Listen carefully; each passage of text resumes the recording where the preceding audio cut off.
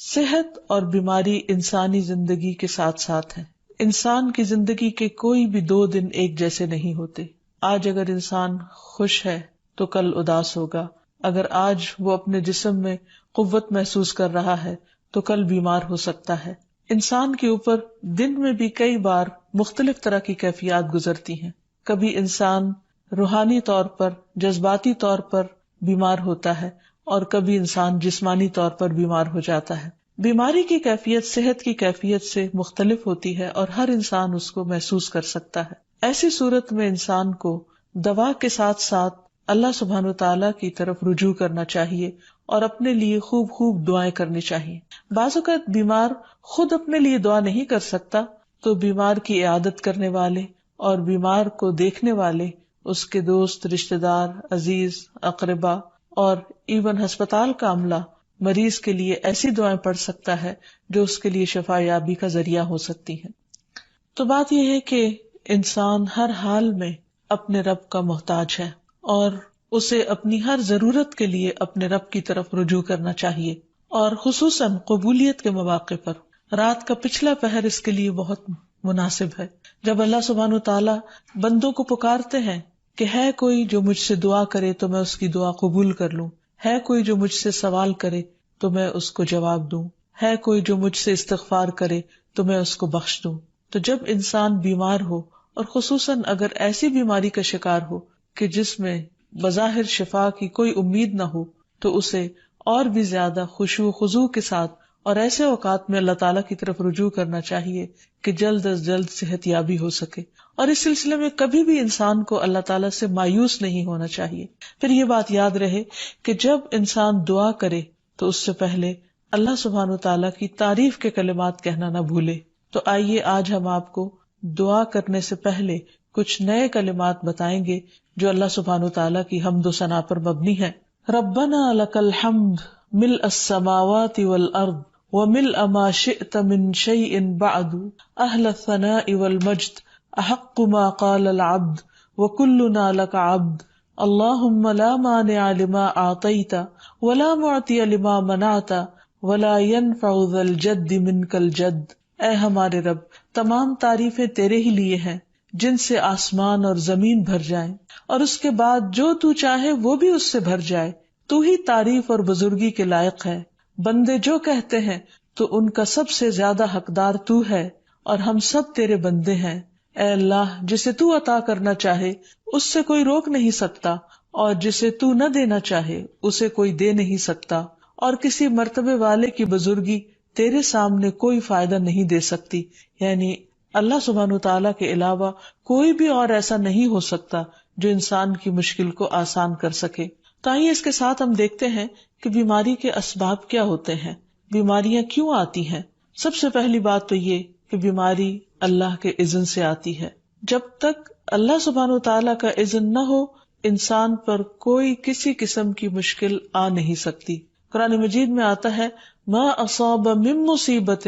الا باذن اللہ. جو بھی مصیبت آتی ہے وہ اللہ کے اذن سے آتی ہے اور وہ تقدیر کا حصہ ہوتی ہے، اور اس میں اللہ سبحانہ وتعالیٰ کی حکمت اور مشیت کار فرما ہوتی ہے. اور وہ کیا ہو سکتی ہے؟ مثلاً اللہ تعالیٰ کسی بندے کے ساتھ بھلائی کا ارادہ کرتے ہیں، اس کے گناہ معاف کرنا چاہتے ہیں، اس کو کسی خاص چیز کی سمجھ دینا چاہتے ہیں تو اسے تکلیف میں مبتلا کر دیتے ہیں. کیونکہ بعض اوقات انسان زندگی میں اتنا مصروف ہوتا ہے اپنے روزانہ کے روٹین کے کاموں میں کہ وہ ٹھہر کر، رک کر، خاموشی کے ساتھ وقفہ لیے بغیر کوئی ایسی بات سوچتا نہیں کہ جو اسے سوچنی چاہیے، جو اللہ تعالیٰ چاہتے ہیں کہ وہ سوچے. تو جب انسان بیمار ہو جاتا ہے تو ایک اور کنڈیشن میں آ جاتا ہے، وہ آرام کی کیفیت میں آ جاتا ہے. ایسی صورت میں انسان کو وہ باتیں بھی سوچنے کا موقع مل جاتا ہے جو عام طور پر وہ نہیں سوچتا.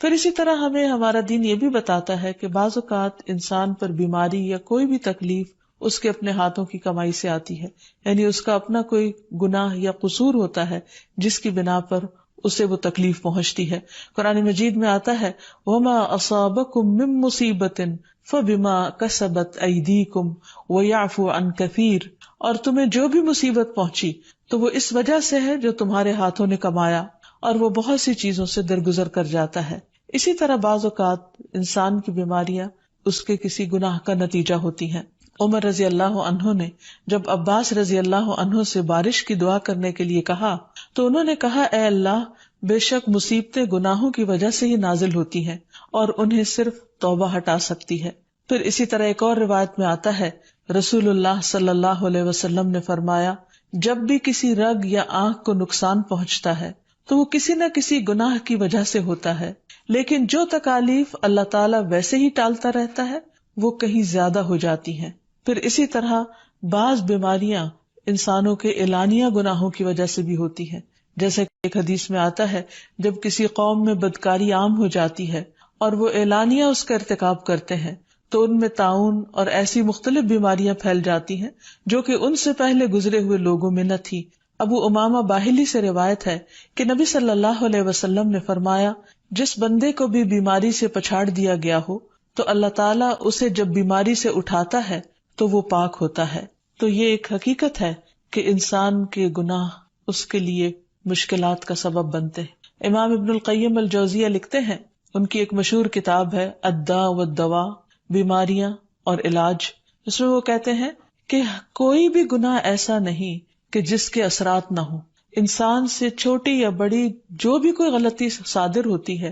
اس کے نتیجے میں کچھ نہ کچھ اثرات اس کی زندگی پر ضرور پڑتے ہیں۔ ہاں، اگر اللہ تعالیٰ معاف کر دے تو وہ اور بات ہے، ورنہ ہر گناہ کی ایک تاثیر ہوتی ہے، اور ان تاثیرات میں سے ایک چیز یہ ہے کہ انسان مختلف قسم کی بیماریوں میں مبتلا ہو جاتا ہے۔ اسی لیے ہم دیکھتے ہیں کہ جب انسان بیماری میں مبتلا ہوتا ہے تو اللہ تعالیٰ اس بیماری کو اس کے گناہوں کا کفارہ بنا دیتے ہیں۔ جیسے حدیث میں آتا ہے کہ جس مسلمان کو کانٹا چبھے یا اس سے زیادہ کوئی تکلیف پہنچتی ہے تو اللہ تعالیٰ اس کے ذریعے اس کے گناہوں کو اس طرح دور کر دیتا ہے جس طرح درخت سے اس کے پتے جھڑتے ہیں۔ تو اس سے ہمیں یہ پتہ چلتا ہے کہ بیماریوں کے آنے کے مختلف اسباب ہوتے ہیں۔ بیماری بہرحال جس بھی وجہ سے آئے، لیکن اصل چیز دیکھنے کی یہ ہے کہ مومن کا رویہ کیا ہے۔ مومن کو اگر کوئی کانٹا بھی چبھتا ہے تو وہ اس پر صبر کرتا ہے۔ اس لیے بیماری یا تکلیف کے آنے پر انسان کو اللہ سے راضی رہنا چاہیے، شکوہ نہیں کرنا چاہیے،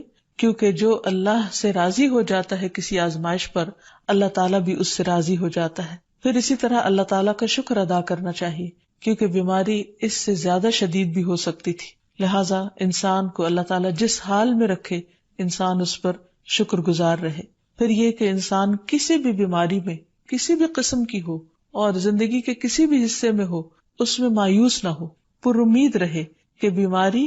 دور ہو جائے گی۔ پھر اسی طرح اگر بیماری طول پکڑ جائے تو انسان کو گھبرانا نہیں چاہیے، کیونکہ ہر گزرنے والا لمحہ انسان کے درجات میں اضافے کا سبب بنتا ہے اور اس کے گناہ مسلسل جھڑتے چلے جاتے ہیں حتیٰ کہ انسان بالکل پاک صاف ہو جاتا ہے۔ پھر اسی طرح انسان کو بیماری کی حالت میں دوسروں سے شکوے شکایات نہیں کرنی چاہیے، کیونکہ بیماری اللہ کے اذن سے آتی ہے، اور جب انسان ہر ایک کے آگے رونے لگتا ہے تو گویا وہ اللہ تعالیٰ کا شکوہ کر رہا ہوتا ہے، جو چیز اللہ تعالیٰ کو پسند نہیں۔ پھر اسی طرح منہ سے برے الفاظ نہیں نکالنے چاہیے، بیماریوں کو کوسنا نہیں چاہیے، اور پھر ایسے الفاظ نہیں ادا کرنے چاہیے کہ مجھے لگتا ہے کہ اس بیماری میں میری زندگی چلی جائے گی، یا یہ کہ کسی مریض کی عیادت کے لیے جا کر اس کو اس قسم کی بات نہیں کرنی چاہیے، خواہ کتنی ہی خطرناک بیماری کیوں نہ ہو، ہمیشہ اسے امید دلانے چاہیے، کیونکہ مایوسی کے الفاظ اور برے بھلے اور منفی قسم کی باتیں اللہ تعالیٰ کو پسند نہیں،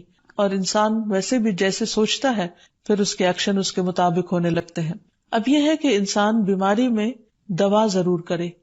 کیونکہ حدیث میں آتا ہے کہ اللہ تعالیٰ نے کوئی بیماری ایسی نہیں اتاری جس کے لیے دوا نہ اتاری ہو۔ ہاں، جسے معلوم ہو اسے معلوم ہوتا ہے، اور جسے نہیں معلوم ہوتا اسے نہیں معلوم ہوتا۔ بعض اوقات اللہ تعالیٰ ڈاکٹر کے دل میں ڈال دیتا ہے اور اس کا علاج اس کو سمجھ میں آ جاتا ہے، اور بعض اوقات وہ بیماری لا علاج ہوتی ہے، حالانکہ اس کا علاج موجود ہوتا ہے مگر کسی کو بھی علاج سمجھ میں نہیں آتا۔ بہرحال نوعیت کچھ بھی ہو تو علاج ضرور کراتے رہنا چاہیے، اور کبھی مایوس نہیں ہونا چاہیے کہ اس بیماری کا علاج ہو نہیں سکتا، نہیں، ایک کے بعد ایک کوشش انسان کرتا رہے، اور جب اللہ کا اذن ہوگا بیماری دور ہو جائے گی۔ اور اس کے ساتھ ساتھ انسان یہ بھی یقین رکھے کہ شفا اللہ کے ہاتھ میں ہے، کسی ڈاکٹر کے ہاتھ میں نہیں، کسی انسان کے ہاتھ میں نہیں، کیونکہ جب تک اللہ کا اذن نہ ہو شفا نہیں ہو سکتی، خواہ کوئی کتنا بھی بڑا ڈاکٹر کیوں نہ ہو۔ اسی لیے نبی صلی اللہ علیہ وسلم کی دعاؤں کے آخر میں آتا ہے کہ لا شفاء الا شفاء، کوئی شفا نہیں مگر تیری ہی شفا، یعنی جو اللہ سبحانہ وتعالیٰ اپنے بندے کو شفا عطا کرے۔ پھر اسی طرح یہ ہے کہ حضرت ابراہیم علیہ السلام نے اللہ سبحانہ وتعالیٰ کے بارے میں فرمایا تھا کہ وَإِذَا مَرِضْتُ فَهُوَ يَشْفِينِ، کہ جب میں بیمار ہوتا ہوں تو وہی مجھے شفا دیتا ہے، یعنی اللہ تعالیٰ ہی اس بیماری کو دور کرتا ہے۔ اسی طرح ایک اور روایت سے بھی پتہ چلتا ہے کہ شفا دراصل اللہ سبحانہ وتعالیٰ کے ہاتھ میں ہے۔ حضرت عائشہ سے مروی ہے کہ رسول اللہ صلی اللہ علیہ وسلم دم کیا کرتے تھے اور یہ دعا پڑھتے تھے، امسح البأس رب الناس بیدک الشفاء لا یکشف الکرب الا انت، اے لوگوں کے رب تکلیف کو دور کر دے، تیرے ہی ہاتھ میں شفا ہے، تیرے سوا اس کو دور کرنے والا اور کوئی بھی نہیں۔ پھر اسی طرح انسان جب کسی بیمار کی عیادت کے لیے جائے تو اس پر بھی دعا پڑھے اور اس کے لیے دعا کرے۔ رسول اللہ صلی اللہ علیہ وسلم نے فرمایا، جو مسلمان کسی ایسے بیمار کی عیادت کے لیے اس کے پاس آئے جس کی موت کا وقت قریب نہ آیا ہو اور 7 مرتبہ یہ پڑھے، اسأل اللہ العظیم رب العرش العظیم ان یشفی فلانا من وجعہ، میں اس عظمت والے اللہ سے سوال کرتا ہوں جو عرش عظیم کا رب ہے کہ فلاں کو اس کی تکلیف سے شفا عطا فرمائے، تو اللہ عز و جل اسے شفا عطا فرما دیتا ہے۔ اور پھر ہم دیکھتے ہیں کہ تمام انبیاء اپنی بیماریوں میں، تکلیفوں میں اللہ تعالیٰ کو پکارتے تھے، جیسا کہ ایوب علیہ السلام کی دعا قرآن مجید میں آتی ہے۔ اور ایوب جب اس نے اپنے رب کو پکارا کہ بے شک مجھے تکلیف پہنچی ہے اور تو رحم کرنے والوں میں سب سے زیادہ رحم کرنے والا ہے، تو ہم نے اس کی دعا قبول کر لی، بس اسے جو بھی تکلیف تھی اسے دور کر دیا اور اسے اس کے گھر والے اور ان کے ساتھ ان کی مثل اور عطا کر دیے اپنے پاس سے رحمت کے لیے اور ان لوگوں کی یاد دہانی کے لیے جو عبادت کرنے والے ہیں۔ اسی طرح رسول اللہ صلی اللہ علیہ وسلم نے ایک اور موقع پر ایک صحابی عثمان بن ابی عاص الثقفی کو ایک دعا سکھائی۔ جب وہ نبی صلی اللہ علیہ وسلم کے پاس حاضر ہوئے، وہ کہتے ہیں مجھے اتنی تکلیف تھی کہ قریب تھا کہ وہ مجھے ہلاک کر دیتی، تو نبی صلی اللہ علیہ وسلم نے مجھے فرمایا، اس درد کی جگہ پر اپنا دایاں ہاتھ رکھو اور 7 مرتبہ کہو، بسم اللہ اعوذ بعزت اللہ وقدرتہ من شر ما اجد واحاذر، اللہ کے نام کے ساتھ میں پناہ مانگتا ہوں اللہ کی عزت کی اور اس کی قدرت کی اس شر سے جو میں محسوس کرتا ہوں، یعنی اس تکلیف سے بچنے کے لیے جو مجھے محسوس ہو رہی ہے اور جس سے میں خوف محسوس کرتا ہوں۔ عثمان کہتے ہیں کہ جب میں نے یہ پڑھا تو اللہ سبحانہ وتعالیٰ نے مجھے شفا عطا کر دی۔ پھر اسی طرح ہر بیماری سے شفا کی دعا نبی صلی اللہ علیہ وسلم نے سکھائی۔ عبداللہ بن عباس سے مروی ہے کہ نبی اکرم صلی اللہ علیہ وسلم نے فرمایا، جب کوئی شخص کسی ایسے مریض کی عیادت کرے جس کی موت کا وقت ابھی قریب نہ آیا ہو اور اس کے پاس 7 مرتبہ یہ دعا پڑھے، اسأل اللہ العظیم رب العرش العظیم ان یشفیک، میں عظمت والے اللہ جو عرش عظیم کا رب ہے اس سے دعا کرتا ہوں کہ وہ تمہیں شفا عطا کرے، تو اللہ تعالیٰ اسے اس مرض سے شفا عطا کر دے گا۔ پھر اسی طرح نبی صلی اللہ علیہ وسلم اگر کسی کو کوئی پھوڑا بنسی ہوتی تو اپنے لعاب دہن کے ساتھ زمین کی مٹی تھوڑی سی لے کر اس درد تکلیف والی جگہ پر لگاتے تو اس سے بھی شفا ہوتی۔ حضرت عائشہ کہتی ہیں کہ جب کسی انسان کے عضو میں کوئی تکلیف ہوتی، پھوڑا یا زخم ہوتا، تو نبی صلی اللہ علیہ وسلم اپنی انگلی اس طرح رکھتے، اور سفیان جو راوی ہیں انہوں نے اپنی شہادت کی انگلی زمین پر رکھی، پھر اسے اٹھا کر فرمایا، بسم اللہ تربت اردنا بریقت بعدنا لیشفى به سقیمنا باذن ربنا، اللہ کے نام کے ساتھ ہماری زمین کی مٹی ہمارے رب کے حکم سے ہم میں سے بعض کے تھوک کے ساتھ ہمارے بیمار کو شفا دی جائے۔ یعنی لعاب دہن کا اپنا ایک اثر ہوتا ہے، اور لعاب دہن جو ہے ایک طرح سے دوا کا کام کرتا ہے، اور اللہ کا نام لے کر جب لعاب دہن لگایا جائے تو شفا ہوتی ہے۔ جیسے کہ ایک اور موقع پر نبی صلی اللہ علیہ وسلم نے ایک جلے ہوئے مریض کے اوپر یہی دعا پڑھ کر لعاب دہن لگایا تو اللہ تعالیٰ نے اس مریض کو شفا یاب کر دیا، اور وہ دعا تھی، اذہب البأس رب الناس واشف انت الشافی لا شفاء الا شفاؤک شفاء لا یغادر سقما۔ پھر اسی طرح ایک موقع پر ایک قبیلے کے سردار کو جب بچھو نے کاٹ لیا اور اس کے جسم میں زہر پھیل گیا تو ایک صحابی نے سورۃ الفاتحہ پڑھ کر اس پر دم کیا تو اس سے اس کو شفا ہو گئی، اور یہ بات جب نبی صلی اللہ علیہ وسلم کو بتائی گئی تو آپ اس پر خوش ہوئے۔ اور سورۃ فاتحہ سب لوگوں کو آتی ہے، اسی لیے اس کا نام سورۃ الشفا بھی ہے، کیونکہ یہ بیماری میں بطور علاج پڑھی جاتی ہے مریض پر. مریض خود بھی پڑھ سکتا ہے اور اس کے اٹینڈنٹس بھی اس پر پڑھ سکتے ہیں. حضرت علی رضی اللہ تعالیٰ عنہ کہتے ہیں کہ نبی صلی اللہ علیہ وسلم کو بچھو نے ڈس لیا اور آپ نماز پڑھ رہے تھے. جب آپ نماز سے فارغ ہوئے تو آپ نے فرمایا اللہ تعالیٰ بچھو پر لعنت کرے، یہ نہ نمازی کو چھوڑتا ہے نہ کسی اور کو. پھر آپ نے پانی اور نمک منگوایا، آپ اس پر ملتے جا رہے تھے اور یہ صورتیں پڑھ رہے تھے، قل یا ایھا الکافرون وقل اعوذ برب الفلق اور قل اعوذ برب الناس. تو یہ بھی ایسے مواقع پر پڑھی جا سکتی ہیں.